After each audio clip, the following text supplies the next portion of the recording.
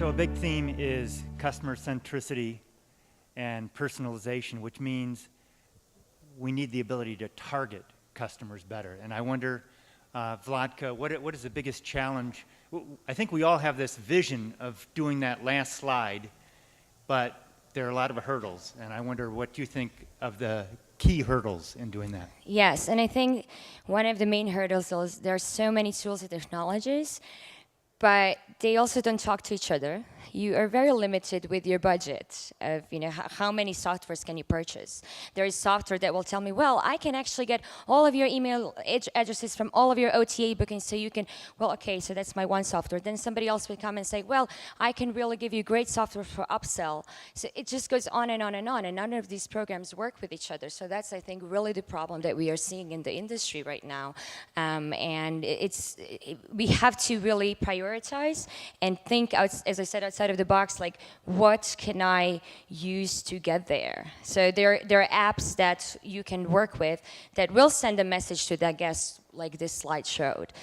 So maybe this is something that you should invest to kind of follow the trends and differentiate yourselves. Jeff, do you have a comment on that too? No, I was just appreciating only I was getting yawns while I was speaking. She got none. That was awesome. No, that's it. Thank you, Jeff. One topic in hotel revenue management in particular is centralized versus decentralized revenue management. So we like all the analytics centralized, but whoops, we need the local flavor. And do you have some thoughts on that, Jeff? Passionate thoughts, yeah. So centralized revenue management, we have, and just to give away what I do for a living, this is a major part of my job, right, to run the RMCC in Dallas.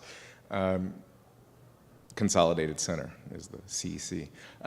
What we do, I believe, is not able to be replicated. And so if you look at the scale, we manage 2,000 hotels with 400 team members. That means that I have a learning and development department of 10, 12 people. Right?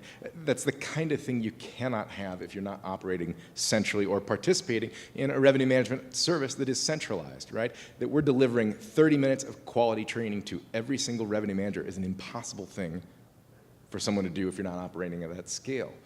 We have a team of analysts, several with PhDs in mathematics, right? This is the kind of thing you cannot do at a hotel level. It's impossible, right? So we pull it together. We're able to be nimble at that scale, we're able to be cost-effective at that scale, and we're able to deliver excellence, which is really the only reason anyone would do it in any way, right? If we're not driving a premium for all those advantages, then we're not doing our jobs, and thankfully we are. I just wanted to add one thing. I totally agree with everything he says. And another thing is also, it seems that also you're a little bit more effective when you're not on the property level. You're more involved, but you really get pulled into all these meetings that are like, why am I there? But the main point, I think, is also the cost-effective and more controlled, what you mentioned. So.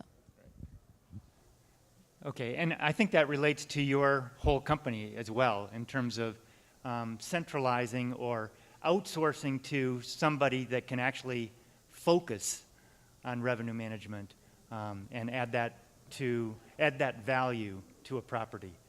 You had something, Steve? Yeah, just a quick comment also. There's a lot of political advantage in that. Many times revenue managers can't do what they want to do because of the GM. Let's face it. And if they report to the GM or up worse yet through the sales guy, they can't do revenue management. Yeah, no doubt. Agreed, yeah. No doubt. Another advantage we didn't talk about was the efficiency through scale, right? And that goes back to the cost a little bit, but if we're able to manage 14 hotels per person now, we will get to 17, we will get to 23, right? What we need to do is keep this model moving, and ultimately the savings goes back to that same GM who may not have been cooperative every time to begin with. Yeah. Jeff, we had another question from the group. How do you measure forecast error, and what is acceptable? Acceptable has some variance to it, but how we measure it, we have to measure it in an absolute. I don't know if that's too generic, but we have too many hotels. Once we add it up, you missed by 10% that day, 10% on that day, and 10 years ago you'd say, I got it right, because it was 0. Right. So I think the first thing, if you're wondering how to go do it, be sure you're measuring in an absolute, or you're going to be giving way too much credit to your revenue manager for a job they may not have done as well. We also want to look at it over time, right? I mean, there's going to be variability, and the reason we forecast is a few different reasons. I mean, at a hotel, it's to help the operation, right? The operation has to plan how many people do you staff for all the different functions. How do you put them there, and what do you book? What do you do? The other is to deliver programs like gave a few examples. If we're not forecasting when our problems are, we are wasting downstream tons of money trying to fix a problem that did or didn't exist, or one that we didn't catch early enough. An acceptable margin of error, in my world, it's 2 percentage points. Wow. That's where we have to get. Yeah. That's great. On the theme of customer centricity, I was impressed that revenue management has forecasting goals that go beyond revenue. And so you could get more revenue for having fitness equipment in this one room, but no, you're after customer satisfaction and loyalty and so on. How do you measure that? Because revenue I can measure, right. And that's what I measure that every day. Right. Well, my team is not held accountable for that measure. It's measured in guest satisfaction and a few other things on the Hilton Honors side, right? Are people more loyal? Are more people becoming loyal? These kinds of things need to promote those measures, right? I mean, you're also seeing at the end of the day your year-over-year growth and metrics like that when you know that you implemented a few new things, right? So you can look at revenue overall and think about what was affecting that revenue, your actions. Another question just popped up that relates. Another thing I was impressed with or intrigued by was in this world of AI and machine learning, yep, all those buzzwords, Jeff emphasized the role of the human being and the balance that needs to exist. And so the question here is, how much is AI machine learning used, and to what extent, I guess, is that really increasing the productivity, I guess, of your staff? Yeah, absolutely. Go ahead. So, I'll let you do it, but I just want to give one simple example in our day-to-day work. All days, you used to look up your hotel's rate and the other 6 competitors for the next 14 days every day. Imagine how time-consuming that is, right? So right now, you receive at 5 a.m. an email from Revchester, let's say, and your rates are there for the next 60 days. So just think about how this is changing our day as a revenue manager.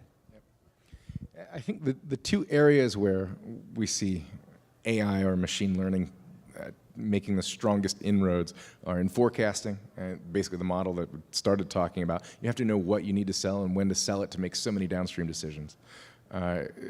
So machine learning is exceptionally equipped for that function. The other area is in pricing, and then that's a little bit more nebulous right now. We still have a lot of human interaction in how people price and what price is put on the shelf. I think most of us, at least on the supplier side, we have an opportunity where we still think of how do we price our entry-level product, and then we look at every other product from that mark, right? There's a place where we will get where we know that the person who buys the 2-bedroom suite for 2 weeks is absolutely buying independently of how the entry-level room sold for 1 day, right? We aren't anywhere near there. Pricing, machine-based pricing, algorithm-based pricing will get us there. Right now, we rely on people to do that, and that's an area where I think we should see some significant improvement.